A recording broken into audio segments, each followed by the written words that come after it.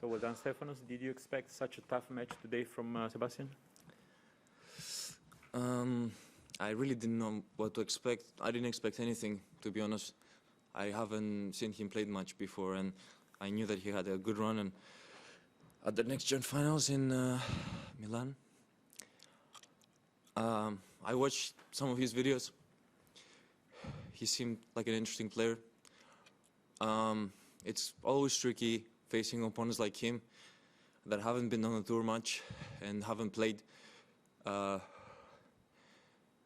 against other opponents that you are constantly facing.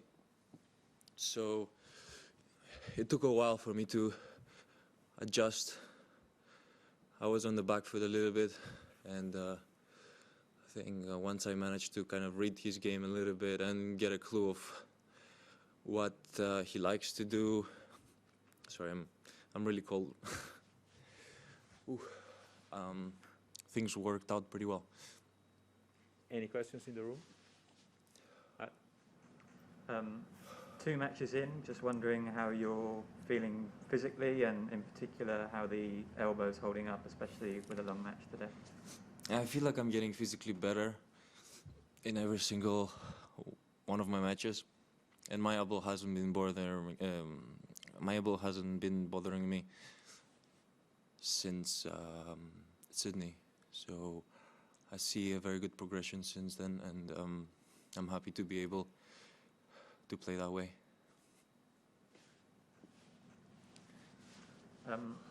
Sebastian is someone who hasn't received many wildcards in his career. He's always had to qualify. When you were coming through, that was mainly the case for you as well. Lots of qualification, a few wildcards, but mainly qualifying. Just wondering what you think of the way wildcards are given out in tennis, and also what you think you can learn and develop when you have to go through qualifying.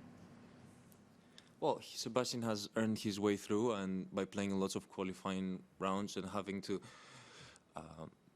qualify and get wins on the main draws in order to be in the top 100. I think that's how it works.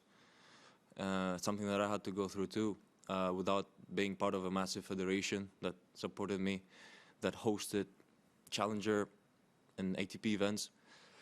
I didn't have that privilege, so I had to really build my way up.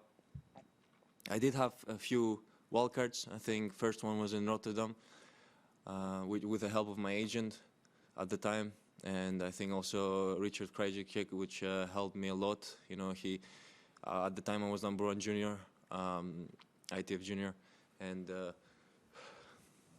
he really wanted to help and gave me the opportunity to play in Rotterdam, where I played for the very first time a big name like Jo-Wilfried Tsonga, and for me it was an amazing experience to be walking on that court and trying to give it my best. So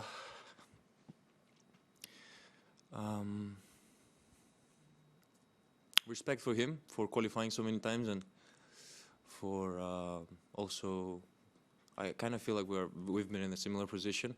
He, if I'm not wrong, was ranked #1 too in juniors. Yeah. So was I. So I kind of see me in him a little bit. Thank you. Do we have any questions online? Online, yeah. We'll take our... Greek? You got Greek? That's after. Yeah, after. Yeah. Sorry, we'll go to online questions now. And Ubaldo, Ubi Tennis, your question, thanks. Ciao, well done, sia Ritiria. I'd like to know if you heard what Zverev, first of all, congratulations.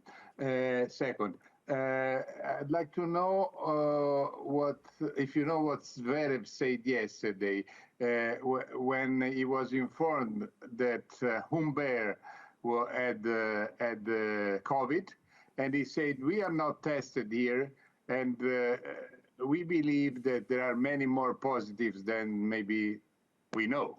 What is your reaction to that? What do you feel about that? Do you think everyone should be tested every 2-3 days, even if you're playing there, or not? Because strange enough, in Australia, the rules are quite strong. Yeah, they're very strict. Well, it's the responsibility of each and every athlete to test themselves regularly to see whether or not they are positive, which has been the case for me. I have been trying to get a few antigen tests and rapid tests to see whether or not I'm positive, which is a responsibility that I have to. It's something that I have to do in order to see if I'm 100%. And so far, I have been following it from time to time, yes.